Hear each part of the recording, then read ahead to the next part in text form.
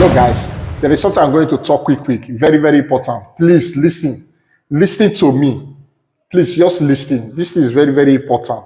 You understand? First of all, I'm saying this because of those people. These five people that just lost their lives. Please, if you have money, I repeat, if you have money, don't allow the money to influence you to do what is not right. Please, don't allow your money to influence you to do what is not right. Keep your money and think something positive what you will do with the money. Please, guys. These five people just lost their life because they have money. You understand?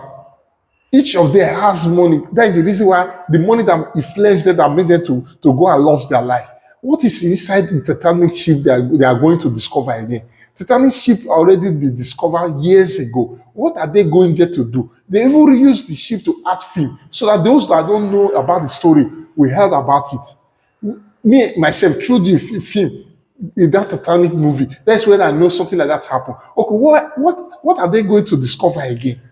Guys, please don't allow your money to influence you to do what is not right. Think about your money and use it for positive things. It's very, very important. I'm so heartbroken. I'm very sorry for those family that man, just look at them. Because they are wealthy, they have money, they can do whatever they like. They travel around the world, go up, go down. Now they want to go under the sea. To go and do what? To go and do what? Now nowhere to be found. They lost their life just like that. Prominent people in the society. What kind of richness is this? You have money, you don't have sense to control it? What is the need of the richness? What is the need of the money? If you can't control your money, why the money? Guys, you don't listen to the news. It's heartbreaking. Just listen, guys. Follow me on my YouTube page. It's always Ojaga TV. Thank you and God bless you. Guys, listen to the news.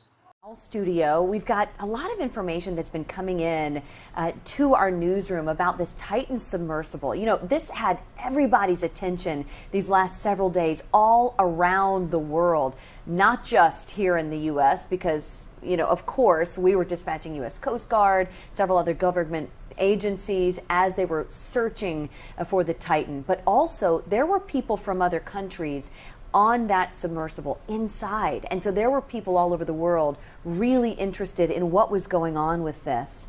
I want to check this for you real quick as I bring that up. There we go. You can probably hear me a little bit better right now.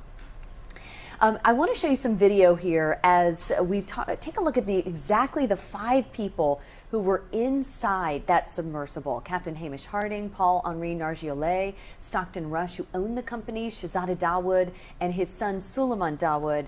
And there was some new information that NBC News just put out today that I want to read to you. I'm going to read it off my phone, matter of fact.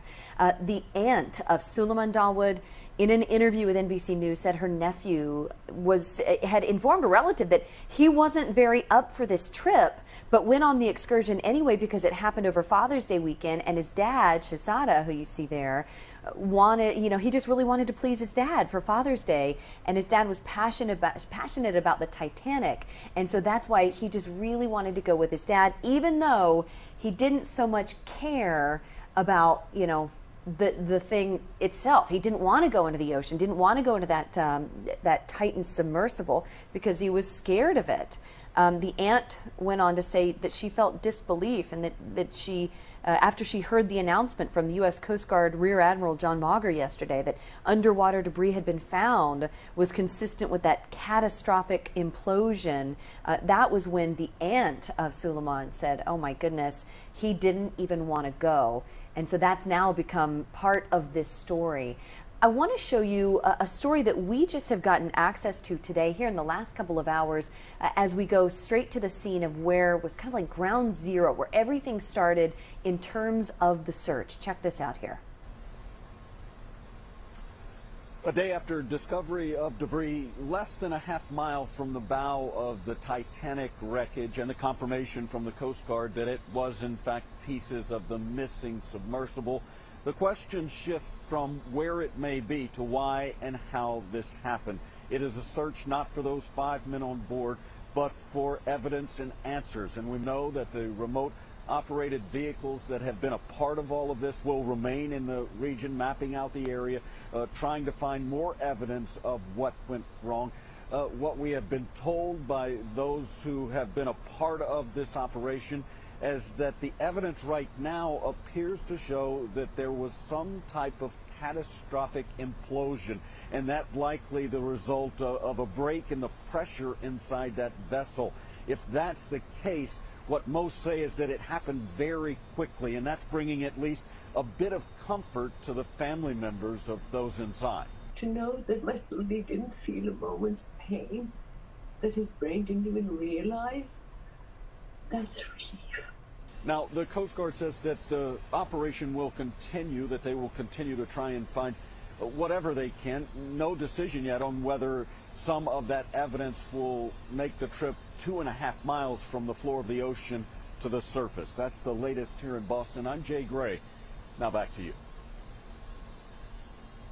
You know, there's so many questions as it deals with this story. So many people have said, okay, well, if the U.S. Coast Guard detected an anomaly in the sound on Sunday, why did it take until Thursday for us to find the debris field, for us to even know that the people had been declared dead? So at this point, there's just so much more information coming in. As I share with you some more of this video here, I want to read some new information that's also come down from NBC. The tourist sub did lose contact around 1 hour, 45 minutes into its 2-hour dive, and it was found on the seabed about 1,600 feet from the bow of the Titanic. And still, officials don't know yet, you know, where this imploded, why this imploded. So many questions remain. We do know, though, that the pressure that would have crushed this 22-foot craft, I mean, this would have been the equivalent in the weight of like 10,000 tons. And what is that? The wrought iron Eiffel Tower. So imagine the pressure of that Eiffel Tower on this vessel. That is what caused it to implode. Now, at this point, why it happened, gosh, that's what's going to take all of the investigations. You know, this was a conversation that we've had just even here in the newsroom about when a plane crashes, you have a black box, you have some indication of what might have happened. Well, in a vessel like this, it's unregulated. There's not going to be the same kind of information that we would typically get from, again, something like a plane crash. So what kind of debris they might have found, even if they found bodies of the 5 people missing, we don't know that yet. So there's a huge investigation that's going to be underway now as they try to piece back together what in the world happened with this thing.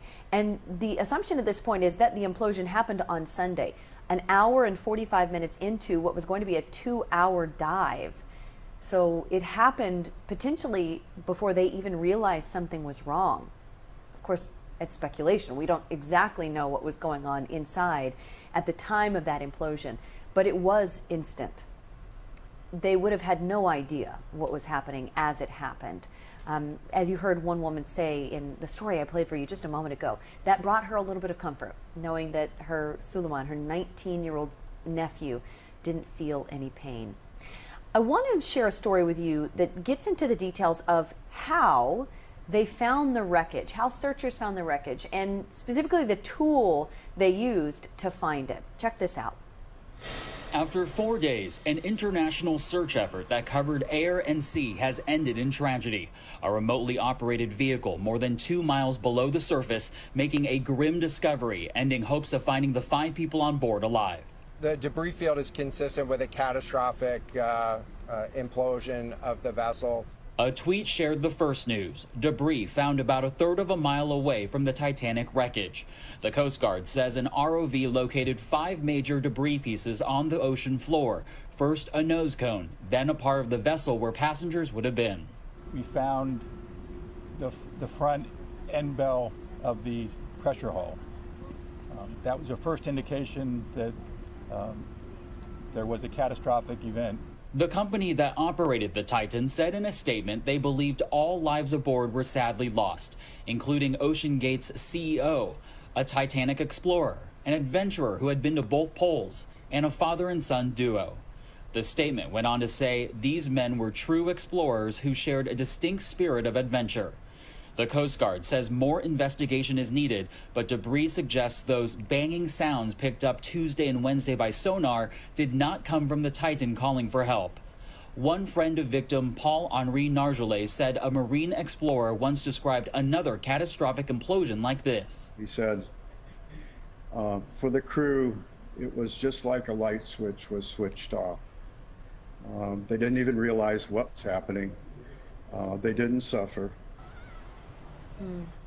Yeah, I think pointing that out, you're hearing more people say that here in the last 24 hours since we got the news. It was in the 2 o'clock hour on Thursday afternoon that the Coast Guard did hold a news conference showing everyone what they had found, or essentially just telling them that they had found the debris field and that the lives would be sadly lost. The depth of the Titanic, of the wreckage, I mean, it's significantly far down. It's something like 12 to 14,000 feet, right? So below the ocean surface. So you're talking about significant amounts of pressure from the water that's pressing down on this submersible. It's the reason why few people have ever even seen this wreckage, because it is so dangerous for humans. That amount of pressure, you just can't even imagine what that would do clearly to a craft. And here we have evidence of what can be done. Again, I want to show you the 5 people who were killed in this.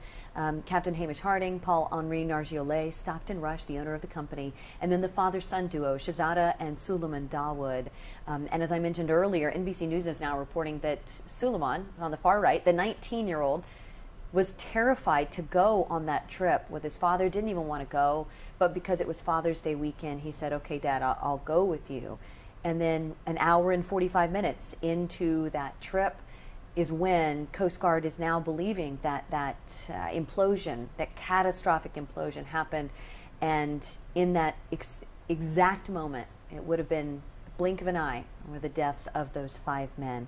So this is a story that, gosh, has so many people's attention right now. It has our attention, it has the world's attention. As more information comes out, we will continue to keep following this for you and bring you every bit of details. And also, if you want to follow this story, WSMV.com and our WSMV4 app, we have all of these stories for you right here. Just kind of scroll up to the top so you can see. Titan implosion has searchers hunting for